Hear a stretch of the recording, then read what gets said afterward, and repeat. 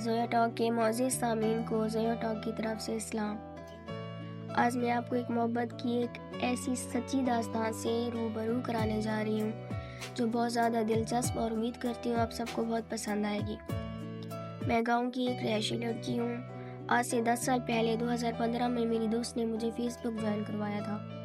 تب میری عمر تقریباً 16 سال تھی اور میں اسکول میں پڑھتی تھی، اور اسکول میں پڑھتے پڑھتے ہمارا ایک گروپ بن چکا تھا اور اس گروپ میں بہت ساری لڑکیاں اور بہت ساری لڑکیاں تھیں اور سب کا تعلق ملتان کے شہر سے تھا۔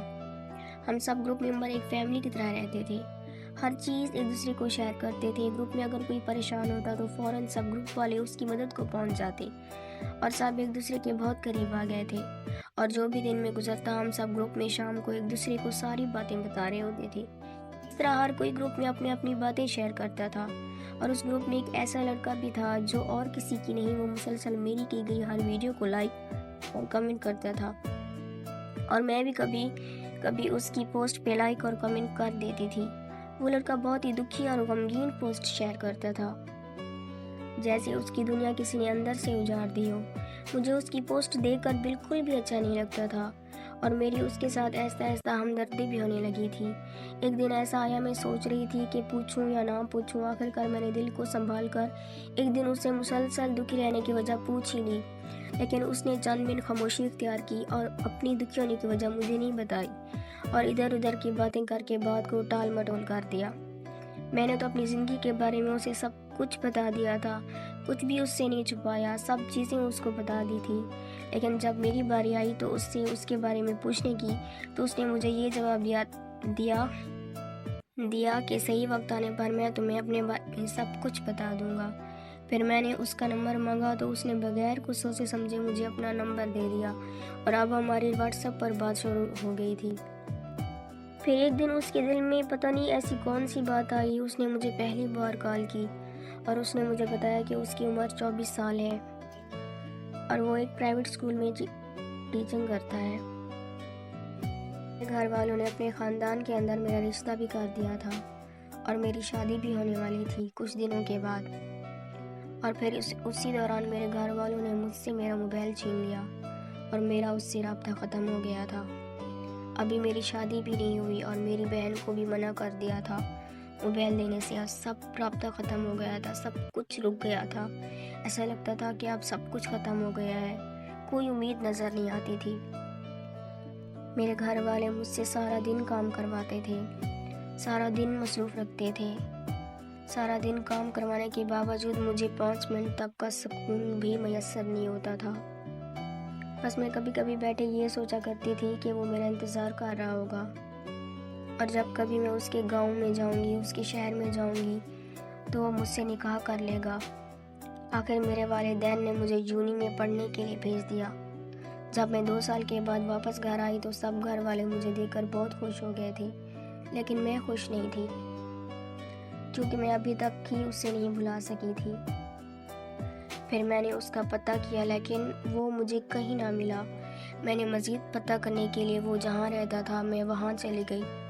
مجھے پتہ لگا کہ وہ وہاں سے اب چلے گئے ہیں جہاں وہ رہا کرتے تھے۔ پھر میں نے اسے بہت ڈھونڈا، اس کی بستی والوں سے بھی پوچھا، لیکن مجھے اس کی خبر کسی نے بھی نہ دی۔ اب جب مجھے کبھی کبھی اس کی یاد آتی ہے تو دل بہت روتا ہے اور سارا دن روتی رہتی ہوں، اور پھر سے میرے لیے یہ برداشت کرنا بہت مشکل ہو جاتا ہے۔ خود کو میں کسی نہ کسی کام میں مصروف کرنے لگ جاتی ہوں، اور پھر میں نے موبائل پر آن لائن کام کرنا شروع کر دیا تھا۔ اب میں زیادہ تر وقت اپنے کاموں میں مصروف رہتی تھی۔ میں نے ابھی تک شادی نہیں کی تھی کیونکہ جس سے شادی کرنا چاہتی تھی اس سے تو ہوئی نہیں، تو دل میں یہ بات گوارا نہ کی کسی اور سے بھی شادی کر لوں، اور سارا دن ایک عجیب سی بے چینی اور ایک بے سکونی سی حالت ہوتی تھی کہ وہ کہاں ہوگا، کیا کر رہا ہوگا۔ مجھے اب اپنے گھر والے بھی یہی کہتے تھے کہ بیٹا اب شادی کر لو۔ میں اپنے گھر والوں کو بس یہی بات کہہ دیتی تھی کہ جب تک وہ مجھے مل نہیں جاتا، وہ مجھے چھوڑنے کی وجہ نہیں پتہ چل جاتی کہ وہ کیوں گیا، وہ اتنا محبت کرتا تھا مجھ سے، تب تک میں کسی سے بھی شادی نہیں کروں گی۔ کیونکہ میں جانتی تھی وہ مجھ سے اتنی محبت کرتا تھا، مجھے یقین نہیں ہوا تھا کہ وہ ایسے بھی کر سکتا ہے۔ بس میرے دل میں یہ تھا کہ اس کی کوئی نہ کوئی مجبوری رہی ہوگی۔ بس میں اللہ تعالیٰ سے ہر وقت اٹھتے بیٹھتے یہی دعا کرتی تھی کہ وہ جہاں کہیں بھی ہے مجھے مل جائے، میں نے اس سے آخری بار بات کرنی ہے، مجھے اس سے خود کو چھوڑنے کی وجہ پوچھنی ہے۔ اور میری یہ بھی دعا ہوتی تھی کہ اب وہ جہاں کہیں بھی ہو خوش رہے، اور میں یہ امید کرتی ہوں کہ وہ اپنی زندگی میں آگے بڑھ چکا ہوگا۔ میرے گھر والے میری وجہ سے بہت پریشان رہتے تھے، اب کیسے سمجھاؤں انہیں کہ میں ان کو نہیں بھول سکتی۔ بس اب میرا یہی مقصد ہے کہ میں اپنے کام کر کے اپنی فیملی کو خوش رکھوں اور گھر کی ضرورت کا خیال رکھوں، اور شادی بھی بہت جلد کر لوں گی۔ اگر اللہ نے کسی کا نصیب میرے ساتھ لکھا ہوگا تو شادی بھی ضرور کر لوں گی، ورنہ اگر کچھ نہیں ہے تو اگر میرے نصیب میں کچھ نہیں لکھا تو میں کچھ بھی نہیں کہہ سکتی، کیونکہ یہ تو مجھے یقین ہے کہ اللہ تعالیٰ کسی انسان کو اس نے بیکار نہیں بنایا، ہر انسان کی کوئی نہ کوئی اس دنیا میں آنے کی وجہ ضرور رکھی ہے، اور اس نے اس دنیا میں کسی چیز کو بھی بیکار نہیں بنایا، ہر چیز کی کوئی نہ کوئی اپنی ویلیو ضرور ہوتی ہے۔ بس میری اب یہی دعا ہے کہ اللہ ہر بیٹی اور ہر بیٹے کا نصیب پیارا بنائے، مجھ جیسا نصیب کسی کا بھی نہ بنائے۔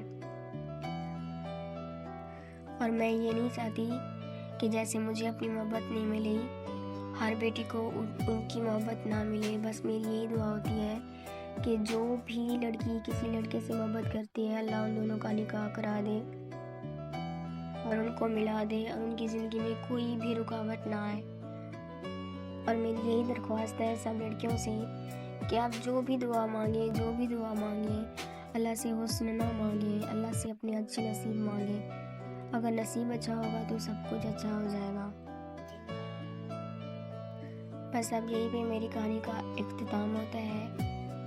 اگر کسی نے بھی میرے چینل کو ابھی تک سبسکرائب نہیں کیا تو میرے چینل کو سبسکرائب کر دو۔ باقی اللہ حافظ، تھینکس فار واچنگ۔